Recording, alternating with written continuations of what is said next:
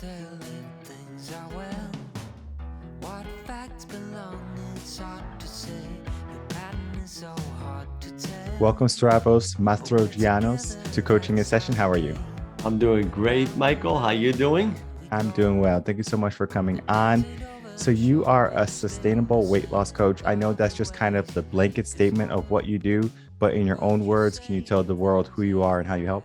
I specialize in helping people not just lose weight, but keep it off. I'm the founder of the Stavros method. It's basically a 6-month program that helps people develop 5 specific habits. We're going to be talking about them today.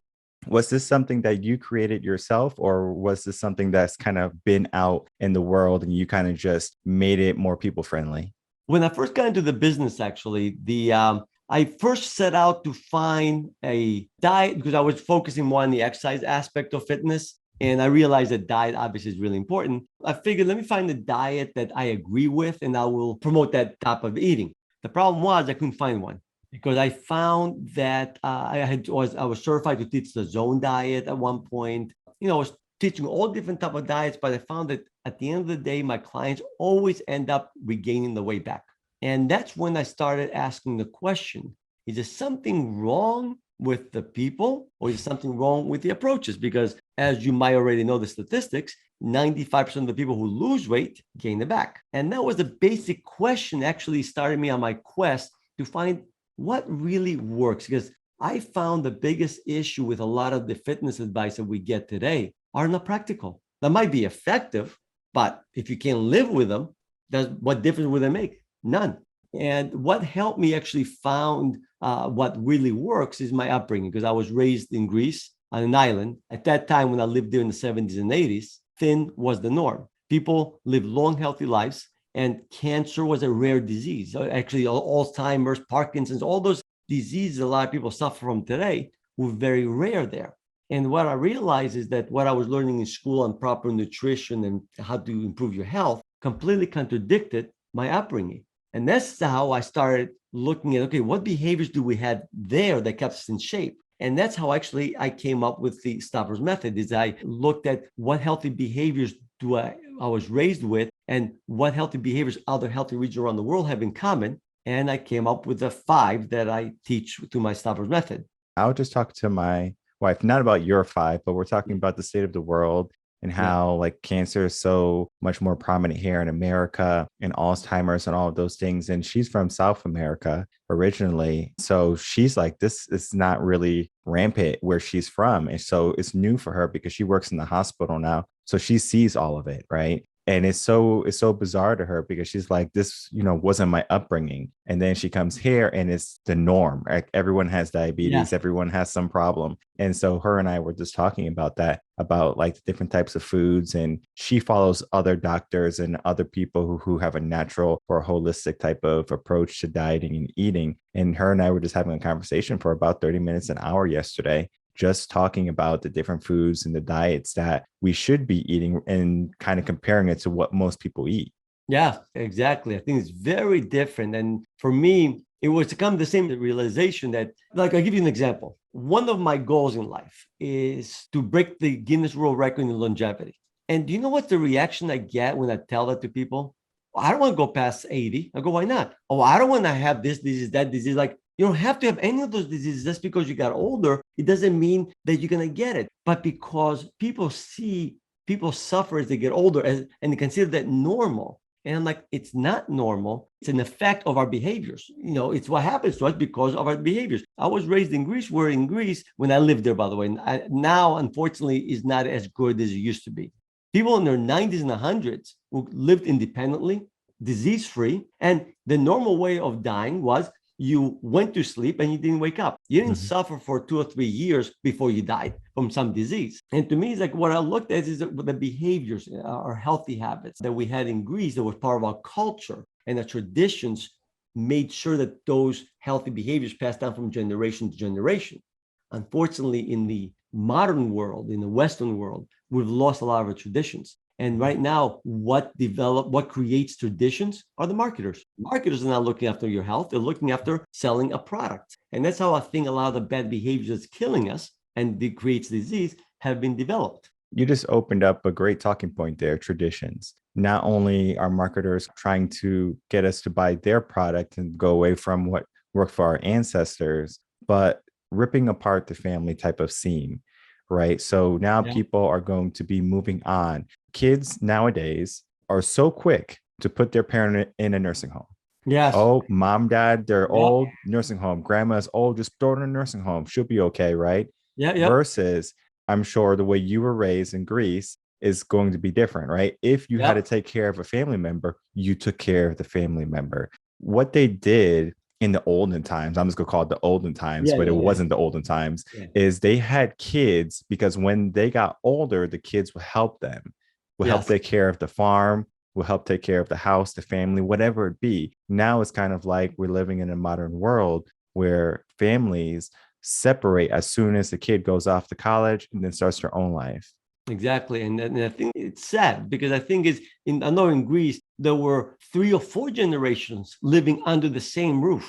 And also part of the reason I think why the older generation is aging at a much faster rate is because the society makes them feel as a burden to society. Or in Greece, where I was raised, it wasn't a burden. You still felt useful because you helped your kids. And then when you got older, the kids helped you. They helped with the grandkids. They felt like it had a purpose. And unfortunately, in today's society, once you get too old, you're something that you just thrown to the side and you just go to some nursing home to die off with no purpose. And as you know, I think purpose in life is the most important thing to stay alive. Once you lose your purpose, I don't know if you know the statistic on retirement, average person only lives 2.5 years after retirement because you lose. That's why to me it's so important to have purpose. And I think family is also a purpose, like to keep the family together. And we're still keeping my family here. I have a big Greek family, and we're still everybody lives within a 45-minute drive. We still get together. The parents, grandparents are all around, which is really nice. That type of upbringing and that way of living is a lost art form per se. When Yes. it comes to raising family, being traditional, if we had more people who held family to a higher regard, we would solve a lot of issues that we have, right? And we're not going to get into it because it's a lot of Yeah, political that's the stuff, whole topic. but Yeah, but especially mental issues. yeah, exactly. If you had a Yeah. strong family upbringing that knew, even if you had some type of problem, right? So let's Yeah. say you had ADHD, right? Just as an example, ADHD, you can't control yourself. You can control yourself. It's just that the doctor says you can't control yourself. So now Exactly. the mind says you can't control yourself. You hit 65, you say, I'm old and I'm retiring and there's nothing for me to do. I mean, it's a cascading effect. And this is all mindset. This is what I work with. It's what do you want for yourself? When you get to be 70 years old, do you want to be able to walk?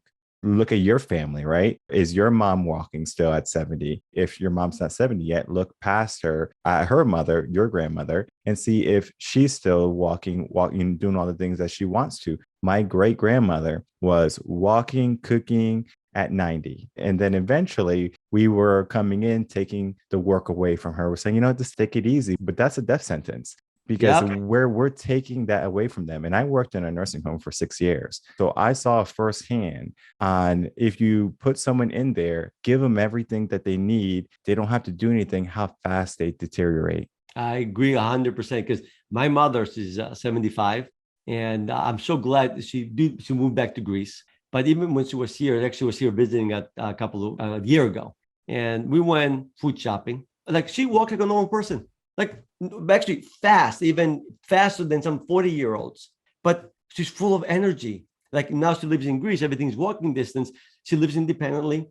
Like you could not tell this lady 75 years old. But to me, that's the norm, though. And when she was here, she had a fall. Thank God she's fine. And she had a really bad cut on her head. She went to the hospital. The doctor asked, "Oh, how many medications are you taking?" None. They looked at her like she was an alien or something. What do you mean none? Everybody takes medication. But to me, in Greece, where I was raised, that was the norm. And to me, we can go back to that by reintroducing back into our lives the healthy behaviors that was part of human nature. And we can do that. We can come back to being much, much healthier and not requiring all this medication. And we can live independent on our own, which is, not having to go to a nursing home.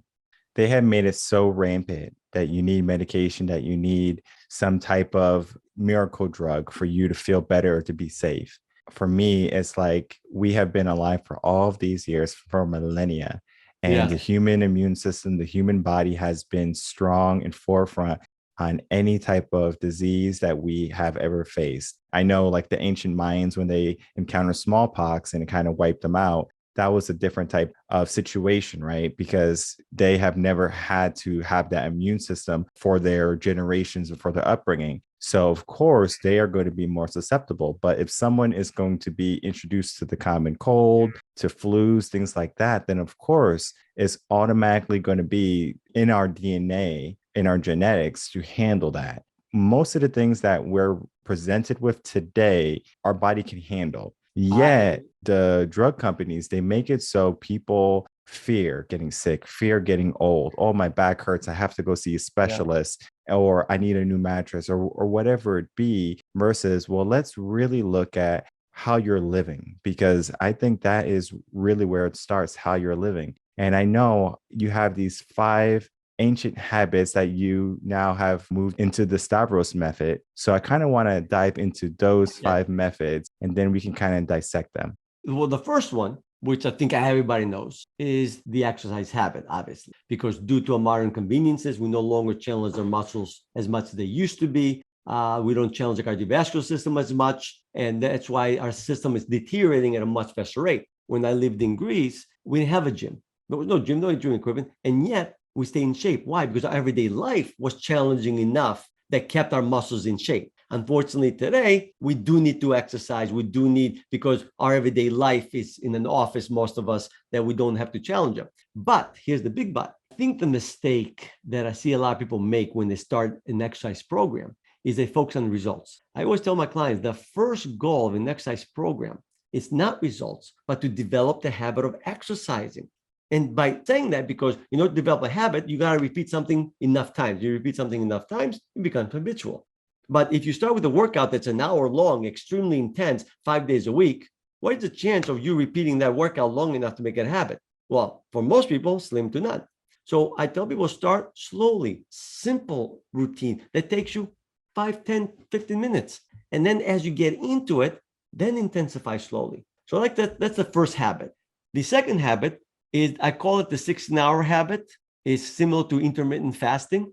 But I was teaching that before intermittent fasting was even a thing, because the 16-hour habit is something that we did in Greece every day, because basically we never ate breakfast. It was lunch, dinner. There was never breakfast. Breakfast was something you had on the weekends. It wasn't something that you ate all the time. The next habit is what I call the eat no more than twice and only when truly hungry. When was the last time anybody, before they eat something, ask themselves, am I truly hungry, or am I eating because it's mealtime? We've been taught, we're talking about marketers, we've been taught to eat breakfast, lunch, and dinner, snacks in between, never stop and asking, wait a minute, am I hungry? So that's one thing I teach people, identify true hunger and learn to eat because of it. Again, most of the time, because I do believe that the 80-20, if 80% of the time you can eat the right foods, your body will forgive you for 20% of the time you don't do the right things. So that's why I always tell people, my rules are Monday to Friday, weekends, relax. The fourth habit is to eat slowly and mindfully and stop eating when you satisfy your hunger.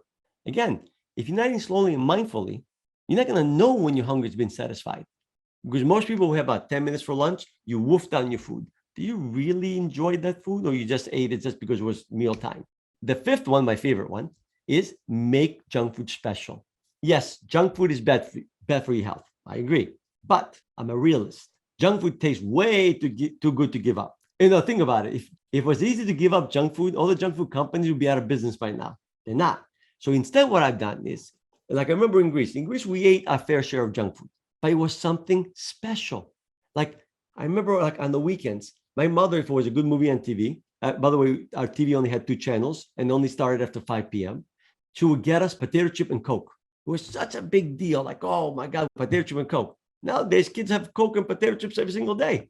Those things were not meant to be have every day. It's something you was meant to have once in a while.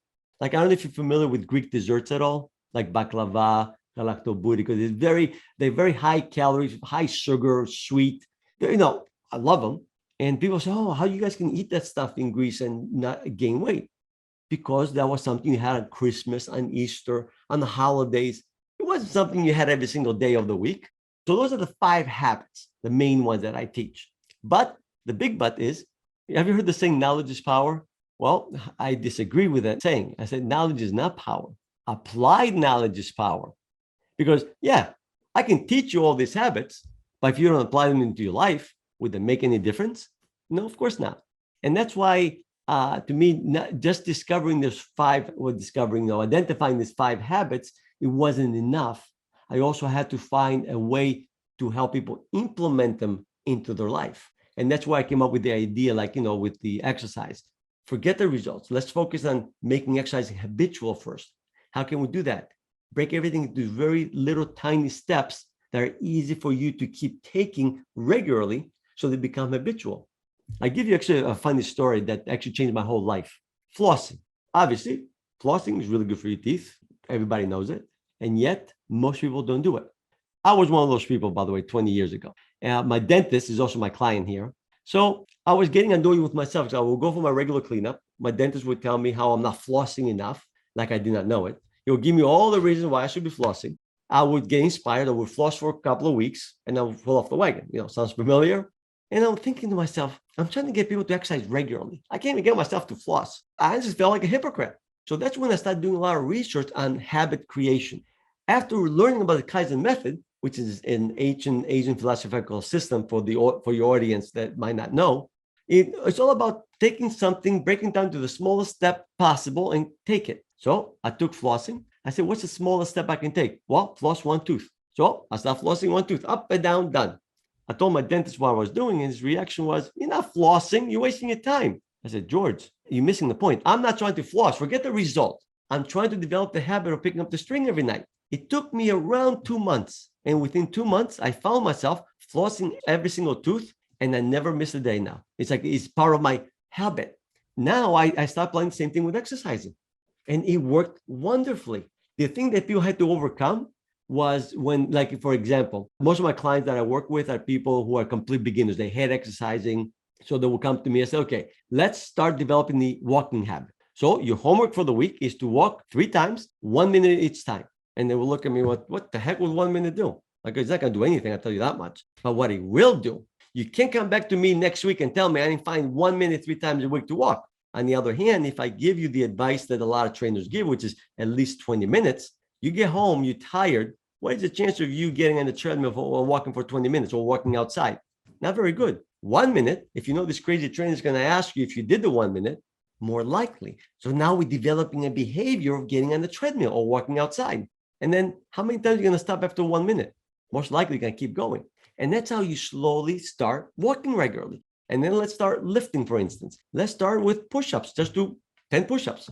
Yes, push-ups are only going to work your chest, your arms a little bit. It's not going to work your full body. But again, forget the results. Let's get into the habit of exercising. Once you get used to doing push-ups 3 or 4 times a week, well, let's add the back or let's add the shoulders. And that's how we slowly get into the habit.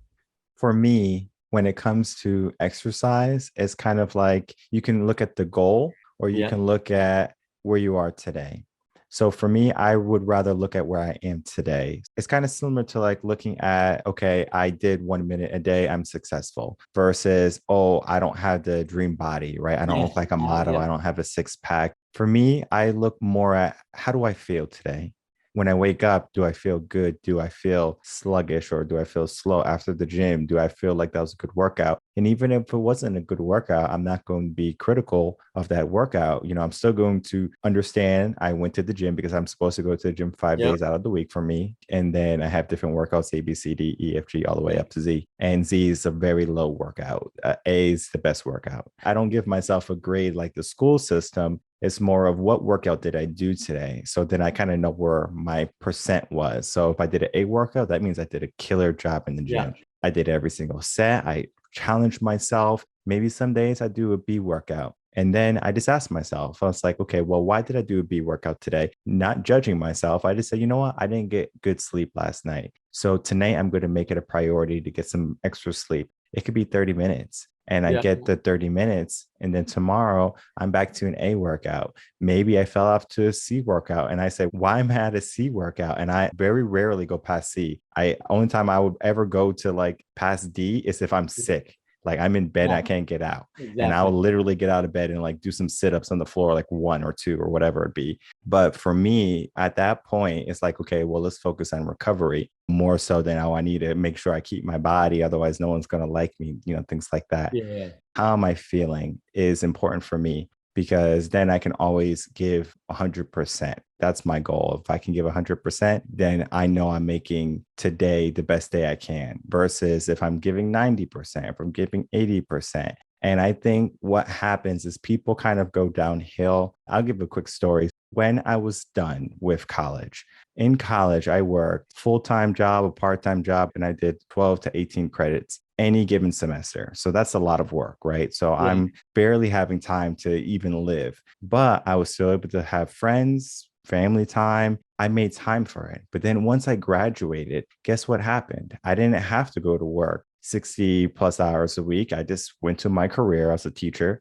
I went to school Monday through Friday, had the summers off. And then after the end of school, I got to go home. I was no classes that I had to go to, and there was no schoolwork. So I just like, well, what am I going to do? Watch movies? So I watch movies, and then I still would go to the gym and things like that. But what I noticed is that in college, I was operating at a high efficiency. But then once I started to get out of college and then into my career, I was kind of going downhill, where it was like, I wasn't as productive anymore. So I was like, why am I not productive? We used to be so productive. And people fall into habits. They fall into routines. Oh, this feels nice. I don't have to go to the gym. Oh, this feels nice. Oh, like I only have to work this much and I make this much money. This feels nice. So we get into that static 9-to-5 job. And then we get to the idea of, I will get my 2 weeks off every single year. I retire at 65. And then they keep that in the hope that they're going to find happiness. And I think that is where the mind is, where we focus so much on the end result. It's difficult for people to say, well, let me pay attention to this moment. And then that kind of goes into, your step number 4, but we're still talking about exercise, is like how people are not really pushing themselves. Too much comfort is killing us, basically. And what I was going to say before, you were talking about your exercise philosophy. And it's funny, I agree with you 100% because I have similar philosophy to you. But I don't call them ABC. What I've done actually is my workout consists of around 9 exercises. But I have the 3 must-do exercises. Mm-hmm. So if I don't feel like exercising, I got to do those 3 minimum. And then if I feel like I do the rest of them. As long as I do something, I feel successful. But most of the time, like you, once you get going, you end up doing most of them anyway. And but back to the question, I like the question, how you asking yourself all these questions. Here's an interesting fact. Socrates had 3 questions he told his students to ask themselves every night, that those 3 questions are going to help you better yourself one day at a time. So here are the 3 questions. First one, what did I do wrong today? And what I should have done instead? And again, without beating yourself up. In other words, just asking the question just like you did. The second question, what did I do right today? And again, you got to give yourself credit. And the third question, what I didn't do today and I should have done. And by asking those 3 questions every night, you slowly make small improvements. And to me, the way I look at success, I actually am the same exact way as you, that yes, I have a goal, but my success indicator is how am I doing on whatever habit I'm trying to develop. So let's say, for argument's sake, we're trying to develop the walking habit. And let's say this week, I walk 5 days a week of 5 minutes each. The following week, I walked 5 days, 7 minutes on average. I'm making progress. I'm doing great. And I do agree also, I think we're all on the same page that now we got to focus on the now. Too many people are focusing in the future. At some day when I have the nice body, when I retire, I'm going to enjoy life. No, you got to, yes, have goals, but enjoy the now, enjoy the process. I agree with 100%. I think that's a good philosophy to have. Anyway, so that's how the exercise, slowly get into it. That's, I think, the bottom line is get into it slowly, try not to kill yourself. The first eating habit, which I personally think is the most important one, is the 16-hour habit. Autophagy, I came up again, the Japanese doctor. It was discovered actually in the 1970s, but a Japanese doctor actually discovered the process and the benefits of autophagy. and exactly what happens to the body. In 2016, he won the Nobel Prize in medicine, actually. So he discovered when you take prolonged breaks from food, 16 hours or longer, the body goes within to find the proteins that it needs. When I was taught in school, if you have lack of protein or if you don't eat for too long, the body's going to eat up your muscles. That is not completely correct. The body's not dumb. It's not going to eat up the muscles that it needs, especially if you weight training regularly. First, going to try to find the protein from sources it doesn't need. So misfolded protein is one of the sources. Misfolded proteins are the precursor to pretty much all the mental diseases like Alzheimer's, Parkinson's, all those diseases. He actually breaks down the misfolded proteins and gets the amino acids he needs. Then the next is mutated and dysfunctional cells. Those are the precursors to cancer. So by going to autophagy on a regular basis, it doesn't have to be every single day, by the way, but by taking breaks from food, the body goes into the process. So it gets rid of those things that could cause mental diseases or cancer. Now, if you look at the island of Ikaria, it's a Greek island. It has the second longest lifespan in the world after Okinawa. The island, 1/3 of the population is over the age of 90. Do you know what percent of those people have some form of dementia or Parkinson's or Alzheimer's? 0. Doesn't exist. In the United States, 40% of the population over the age of 70, which probably you already know that, have some form of mental disease. How come they don't have any? Of course, you ask some doctors here, and that's what annoys me a little bit. It's like, oh, they have the perfect genes over there. Are you kidding me? Oh, so in my home city, we should have the same diet as Ikaria, by the way. And it was the same thing. Now you go back to my home city, cancer, Alzheimer's, all those diseases all of a sudden appeared. What changed? Our genes changed in the past 30 years? No, our diet changed, our way of life changed. And the island of Ikaria, because they're so cut off, the marketers haven't gotten to them yet. So they still have the same old habits. I just read a sad report, though, a few months ago, that the youth there, unfortunately, are not following the traditions as their parents and grandparents. So that even they're not losing their traditions. That's why the 16-hour habit, some of the other benefits are that it makes your body more efficient at burning fat. Isn't that what we want? It detoxifies the system. There's so many benefits. And that's why it's the first eating habit from the eating habits that I teach is like, learn to take a break from food. It's actually good to take a break from food. And if you look at every healthy region around the world, have that in common. That was part of, if you look at human history, on average, people only used to eat once or twice a day. The 3 meal a day actually is a recent invention. Actually, what the history is showing, it started out of England. I think Queen Elizabeth, 200 years ago, started that idea of eating 3 meals a day. And it's become very popular today. But if you look at healthy regions around the world, on average, only eat once or twice a day.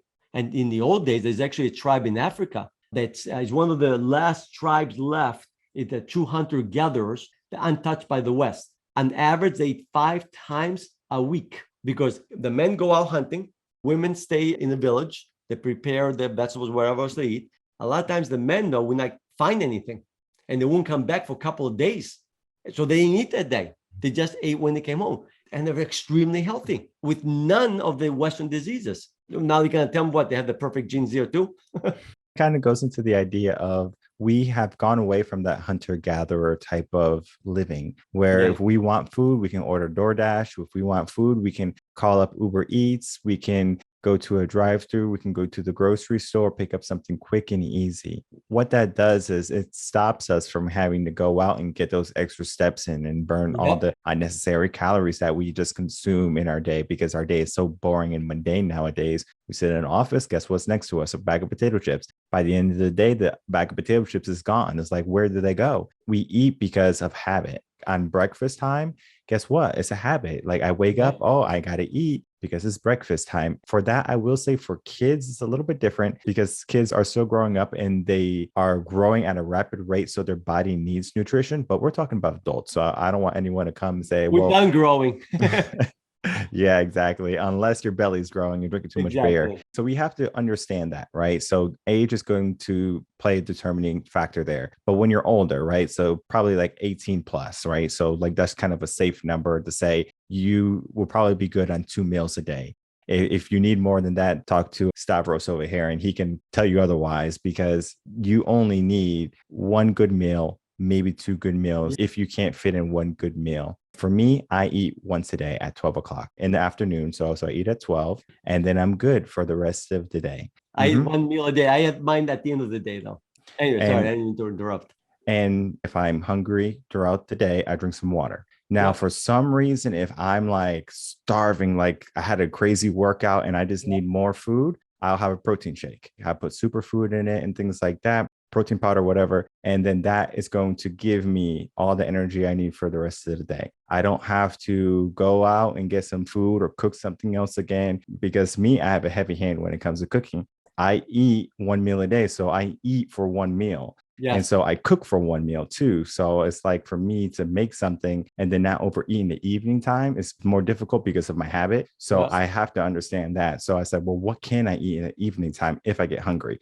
A protein shake. That's what I learned. Drink a protein shake. And that gets me to the next day. Typically in the morning, I'm good. And for some reason, if I'm hungry in the morning, for some reason, I'm like starving, I put lemon in my water and I just drink lemon water, go to the gym. After the gym, I feel good. And then I make it to 12. So many people don't understand the benefits of eating 1 or 2 times a day, or even the fact of intermittent fasting. For me, it's like you give your body an opportunity to digest all the food you ate. And many people are just so quick to consume, and then they don't give their body a chance to eat all that food or to utilize all that food.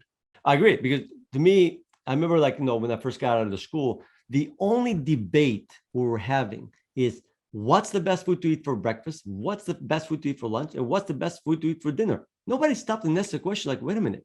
Do I need to eat breakfast? Do I need to eat lunch? And do I need to eat dinner?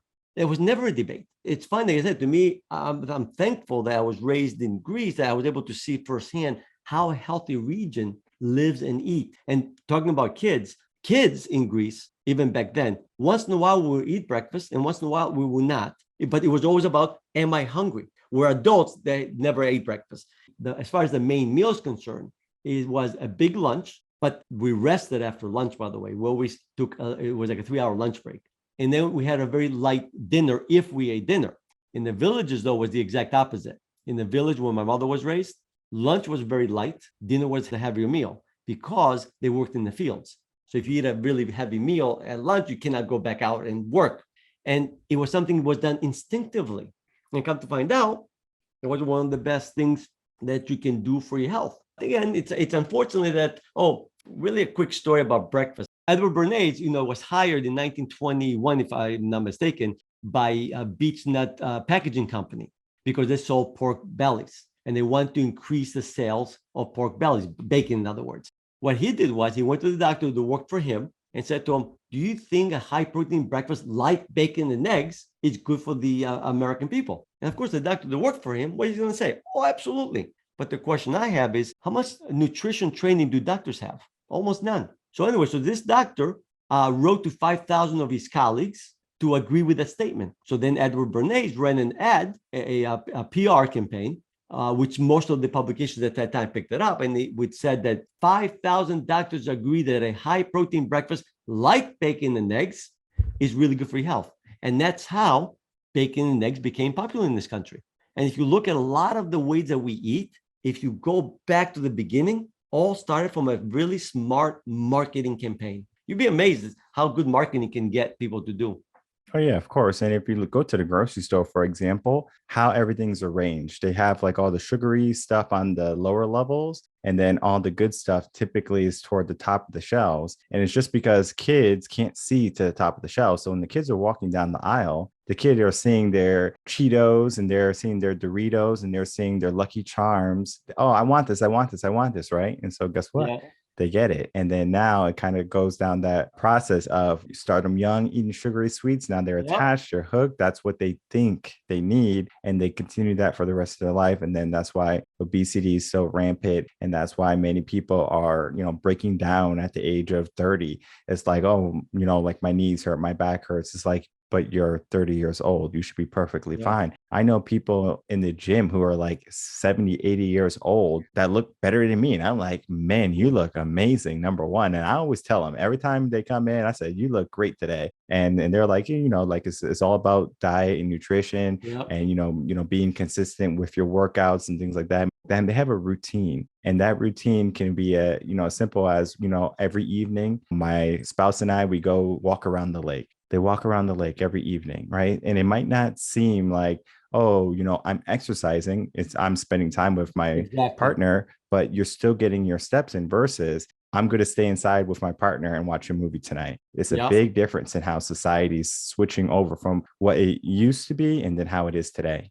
You made a very good point, though, as far as took a walk. It wasn't like, oh, I'm going to exercise. I'm going to spend some time with my spouse. And I know, like in Greece, the same point I always make is that we didn't even know what a calorie was. Like in Greece, we didn't eat a diet that was high in fruits and vegetables because we wanted to be healthy. We ate that way because our traditions taught us to eat that way. And it was not like, we never focused on our health, and yet we're healthy. Why? Because the things that kept us in shape were habitual behaviors. But before, when you mentioned kids, the one advice that I give to my clients, because that's the same way. I have two kids, 11 and 16 now, and they eat really well.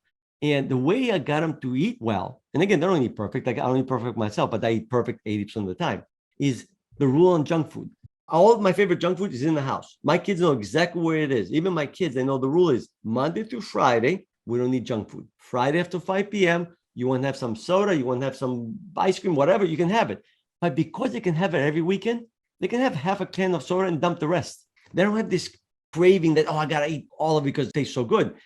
And by teaching them to treat junk food special, they can go to somebody's house, and even if they offer them ice cream or something, which is during the week, they don't feel compelled of having it. And that's why I made the rule of make junk food special instead of get rid of junk food, because I tried to get rid of junk food the first time around. It didn't work out too well. I mean, I'll tell you a funny story, because I said to my wife, okay, I'm going to get rid of junk food. So I get rid of all junk food from the house.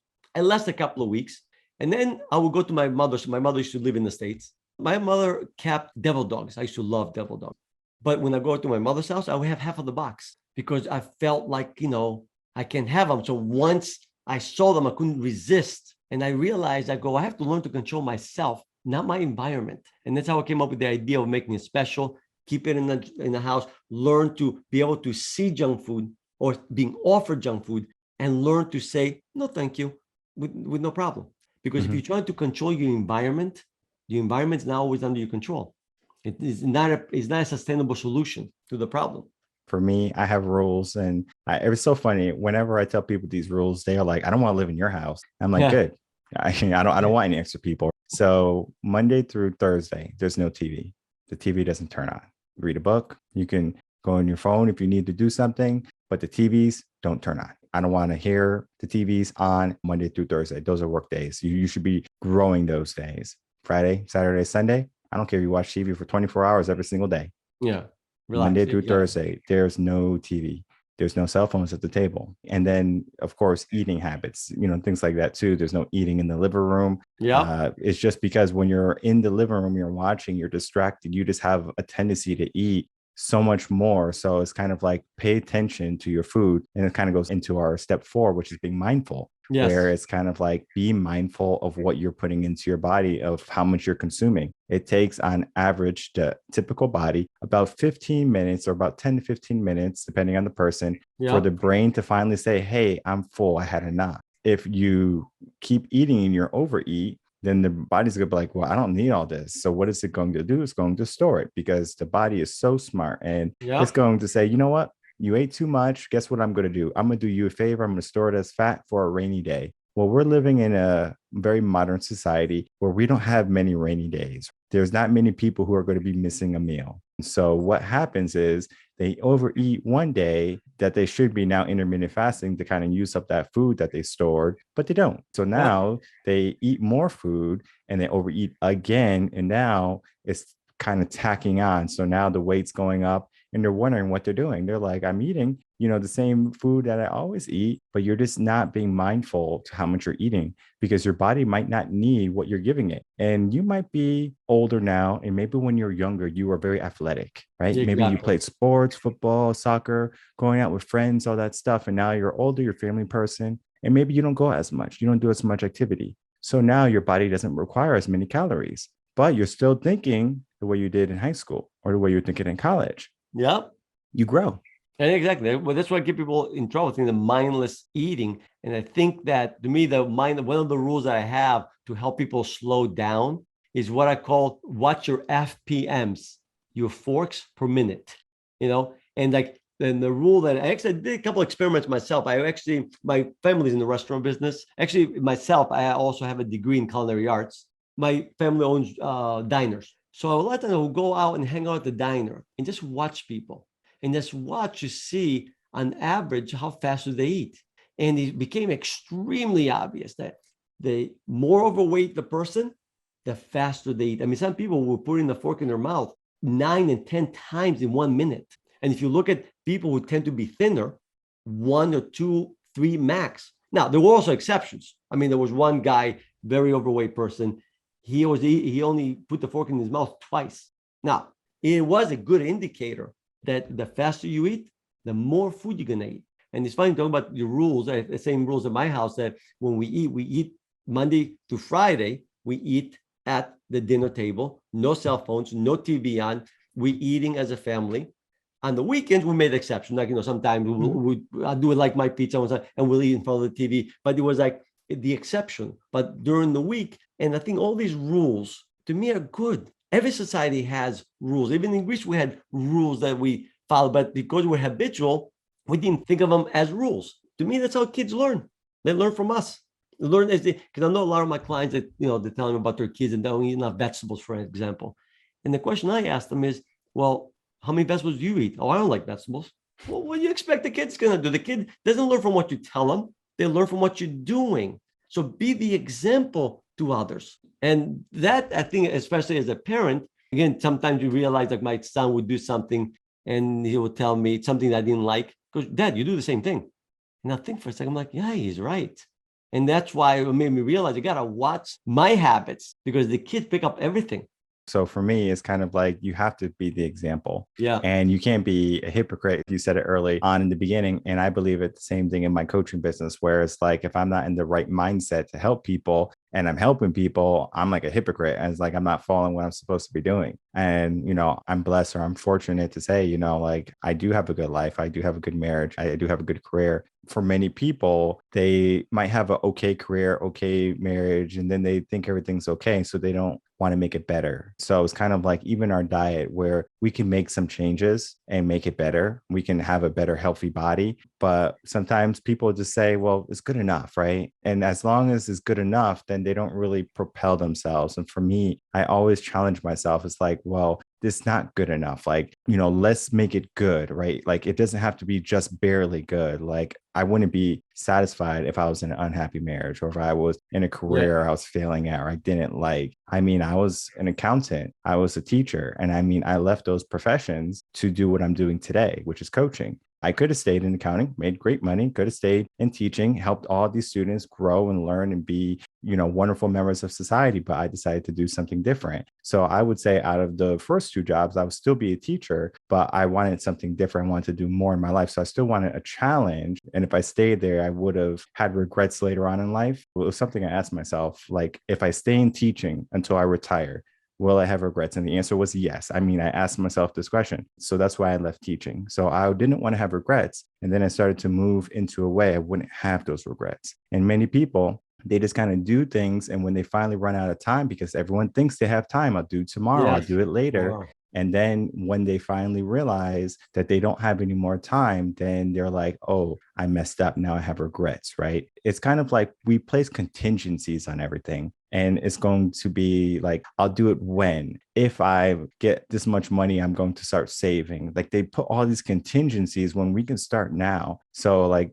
exercising 1 minute a day, right? There's no excuse. As you said earlier, you don't have to create a contingency. You're always busy with work. The kids were sick and you had 1 minute a day to walk. Exactly. You chose not to, right? Intermittent fasting, the same thing. You chose to eat 3 or 4 times. And then by the time you realize, like, wow, I could have just waited 16 hours, ate, and then, ate 2 times, and then I would have been full, versus it's like I will have to eat every single time I feel hungry. But Yeah. sometimes we don't just feel hungry. We might be thirsty, but like our brain is saying, I think we're hungry. So you're probably dehydrated, and then going to be mindful. And it's something I had to really work on too. Slow down, pay attention. And that's not just for eating, that's for everything in life. Everything, exactly. Before we're talking about, eating, is the response I get from a lot of people when I tell them that, on average, I only eat once a day, like Monday to Friday, I only eat once a day. Like, oh, no, I love food way too much to be eating only once a day. And my answer to that is like, I went to school for becoming a chef. I graduated. I love food. My whole family are great cooks. There's very few people that love food more than I do. But I get more enjoyment out of the one meal than most people get out of 5 meals. Mhm. Because number one, as you know, when you eat out of true hunger, your taste buds are more sensitive. So you get more enjoyment out of the food. Because I eat my food mindfully and I'm really focusing on in my meal, I really enjoy what I'm eating. And since I'm not doing anything else, like a lot of times when people eat lunch and they have 10 minutes for lunch, how much enjoyment did you really get out of that 10 minutes? Almost none, because you probably doing some other work while putting food in your mouth. Do you really enjoy that food? We don't. And I also like what you said, that incrementally, I'm always, even today, try to become a better version of me. And I'm always asking myself the question, okay, what other little habit can I develop that would help me even more? And the first up to 5-6 years ago, more like 10 years ago, I was developing those 5 habits and I made sure I have them. Now I got, okay, what else can I go? And are you familiar with Wim Hof? I started developing his breathing technique. I've been doing this for the past 5 years. I started developing, I do the cold showers, I do ice baths, and all these little things. But I turned 50 a few months ago. The last time in the past 11 years, I gotten sick once, and it wasn't even that sick. To me, my goal for my 50s now is to never get sick again, because we were talking in the beginning, you don't have to get sick. A strong immune system will take care of almost anything. And I even test myself, because my kids, when they're sick, come from school, when they're sick, I still kiss them. I still drink from their cups. I don't go out of my way to avoid germs. I go out of my way and I don't get sick from them. And I don't get sick from anyone else, because I believe if I make my my immune system strong enough, it can handle anything. And that's something, unfortunately, that people's immune system is so weak, we catch colds from every little thing. When I was a teacher, I would get sick once a year. And it was because I told myself I get sick once a year because the kids bring in all these nasty things, and I'm around kindergarteners and they're sneezing on me and sneezing in my face and wiping their nose on my arm. And I'm just like, oh, that's nice. For me, it was kind of like I always told myself when I was a teacher, I'm going to get sick once a year and I'm going to get better. And then I'm going to not be sick anymore. But here's the interesting thing. After I was done teaching, I still got sick once a year. I got sick the following year. I got like the flu or something. Yeah. And I'm thinking, I'm like, how in the heck did I get sick? Right. It was because I was under the mindset of I get sick once a year. So my body was like, hey, you're going to get sick once a year. So you might as well get sick. So then after I got sick that year, I was like, this is pointless. There's no reason for me to be sick. And then after that year, that was in 2018, I was fine. It was just me saying, oh, I get sick once a year. So I was getting sick for no reason when I was a teacher. And then after I was done teaching, and then I was just in my apartment at the time, I got sick. I was like, this doesn't make sense to me. And it was just because I was telling myself something. And sometimes the mind is so powerful when it comes to what we tell it. Oh, yes, you're going to get sick. You're unhealthy. And guess what happens? You start to act that way that you're telling yourself. But if you start to be more positive and in what you do, how you treat foods, things like that, then you have more power. I mean, even the junk foods, you don't have to stay away from them. Just understand that you are in control of them. So like, I love what you do on the weekends, like, Friday after 5 p.m., Saturday and Sunday, have fun, right? Junk food, you want a can of soda, go for it. For me, it's kind of like every single day is kind of the same at this point in my life, where it's kind of like, I know what I'm going to do, where the weekends only dictate like more free time for me. Yeah. So like Monday through Thursday is work days, Friday is a flex day, and then Saturday and Sunday are relaxing days, but relaxing days can also be flex days. So sometimes I work on the weekend. So for example, this past weekend, I worked. I was behind on the podcast. I had to get all that done. And so this whole weekend I had worked. And guess what happened on Monday? I was like, oh, I want to work more. So I was already in the work mode from the weekend versus coming off from the weekend saying, I was nice and relaxed. And this is now Monday, got to work. I was already in work mode. I was like, I got to edit this, boom, boom, boom, quick and easy. Going to the gym, no problem. And sometimes, people, they don't understand the difference between the two, where they can easily shift their mind. So it's like, oh, it's Monday, time to work. Not hate Monday. It's Monday. It's a work day. So for me, like I said, 4 days I work, then I have my flex days, and then I have my relaxing days. But I typically call my weekends flex days. And if I do need a day off because I feel like burnout is coming, I will give myself a whole day off. I know how burnout feels. So as soon as it's coming along the way, I say, you know what? It's time for me to take a day and just breathe.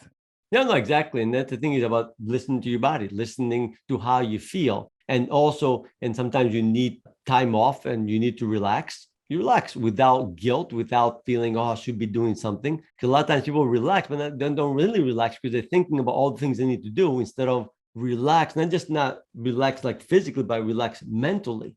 And I think that's one other thing that's killing our society is the amount of stress that we feel. And I think a lot of the stress is self-created. All stress is actually self-created, technically. It's how you view things that creates the stress. That the situation itself didn't do anything. It's how you look at things that makes the difference. And there's plenty of studies to support that idea.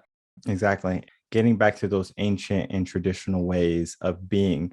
Some people say that's old school or those, it's outdated, but what we're doing today is not working for us. As you can see, so many people are getting sick and they're getting all these diseases that wasn't rampant in our ancestors' age and generations. So it's not that we're conforming to what our traditional features were. It's kind of like we understand what works for the body, what works for the human body. And the same thing with the human mind is that we have the potential, the capacity to do amazing things. And sometimes we don't give ourselves enough credit. So it's kind of like people will say, well, if I don't do this diet, I won't lose weight. But you will lose weight. You just have to understand your body and understand what you need to do. You don't need a fad diet to make you look a certain way. You have the knowledge, you have the wisdom per se, more than knowledge to get to that body. And so, of course, anyone who is stuck where they are with their health and wellness,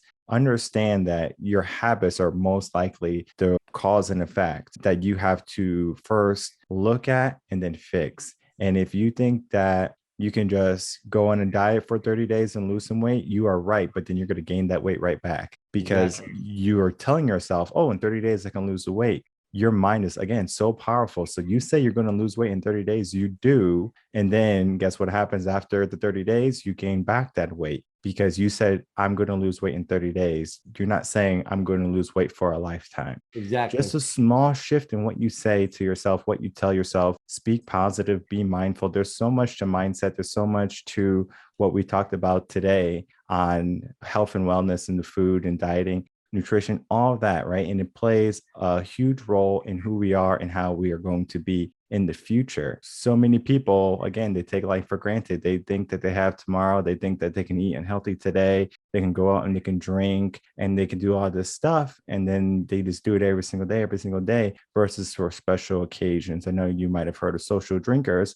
They socially drink. So they might drink for their birthday, maybe a party or something like that, but they're not going out every single weekend to drink. So all these young kids having to go get liver transplants or their liver failing. Why is this? And it's because we had so many bad habits. And then also the liver is going to have to go through all those fatty foods and all that stuff. I mean, we're putting so much strain on our organs that is so unnecessary. And I love your method dealing with the 5 ancient habits, the Stavros method. All of that is going to be essential for someone to get into a better mindset, to get into better health. And if I can from you, can I get any last words? And then, of course, please tell people where they can find you. My message to your audience is that you want to lose weight and get in shape for life.